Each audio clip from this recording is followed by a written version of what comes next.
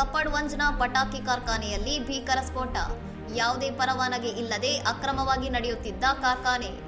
ಗುಜರಾತ್ನ ಖೇಡಾ ಜಿಲ್ಲೆಯ ಕಪ್ಪಡ್ವಂಜ್ ತಾಲೂಕಿನಲ್ಲಿ ಇಂದು ಬೆಳಿಗ್ಗೆ ನಡೆದ ಪಟಾಕಿ ಕಾರ್ಖಾನೆ ಸ್ಫೋಟವು ಇಡೀ ಪ್ರದೇಶವನ್ನು ನಡುಗಿಸಿದ್ದು ಸುಮಾರು 10 ಕಿಲೋಮೀಟರ್ ದೂರದವರೆಗೆ ಕಂಪನಾನುಭವವಾಗಿದೆ. ಈ ಹೃದಯ ವಿದ್ರಾವಕ ಅಪಘಾತದಲ್ಲಿ ಕಾರ್ಖಾನೆಯಲ್ಲಿದ್ದ 5 ರಿಂದ 6 ಕಾರ್ಮಿಕರು ಗಂಭೀರವಾಗಿ ಗಾಯಗೊಂಡಿದ್ದು ಅವರನ್ನು ಆಸ್ಪತ್ರೆಗೆ ದಾಖಲಿಸಲಾಗಿದೆ. ಸ್ಫೋಟದ ತೀವ್ರತೆಗೆ ಸುತ್ತಮುತ್ತಲಿನ ಮನೆಗಳಿಗೂ ಹಾನಿ ಉಂಟಾಗಿದೆ.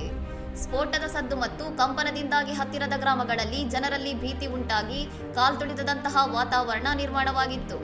ವಿಷಯ ತಿಳಿಯುತ್ತಿದ್ದಂತೆ ಅಗ್ನಿಶಾಮಕ ದಳ ಮತ್ತು ಪೊಲೀಸ್ ಅಧಿಕಾರಿಗಳು ಸ್ಥಳಕ್ಕೆ ಧಾವಿಸಿ ರಕ್ಷಣಾ ಕಾರ್ಯಾಚರಣೆ ನಡೆಸಿದ್ದಾರೆ.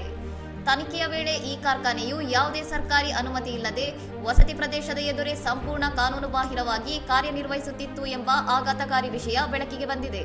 ಕಾರ್ಖಾನೆಯಲ್ಲಿ ಕನಿಷ್ಠ ಸುರಕ್ಷತಾ ಸಾಧನಗಳಾಗಲಿ ಅಥವಾ ಸರ್ಕಾರಿ ನಿಯಮಗಳ ಪಾಲನೆಯಾಗಲಿ ಇರಲಿಲ್ಲ.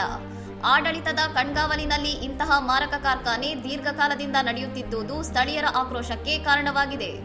ಅಕ್ರಮವಾಗಿ ಕಾರ್ಯಾಚರಿಸುತ್ತಿದ್ದ ಈ ಕಾರ್ಖಾನೆಯ ಮಾಲೀಕರ ವಿರುದ್ಧ ಕಠಿಣ ಕಾನೂನು ಕ್ರಮ ಕೈಗೊಳ್ಳಬೇಕೆಂದು ಸ್ಥಳೀಯರು ಆಗ್ರಹಿಸಿದ್ದಾರೆ. ಘಟನೆಗೆ ಸಂಬಂಧಿಸಿದಂತೆ ಪೊಲೀಸರು ಹೆಚ್ಚಿನ ತನಿಖೆ ನಡೆಸುತ್ತಿದ್ದಾರೆ. ಇನ್ನಷ್ಟು ಸುದ್ದಿಗಳಿಗಾಗಿ ನೋಡ್ತಾ ಇರಿ ಸೌರಂ ಟಿವಿ.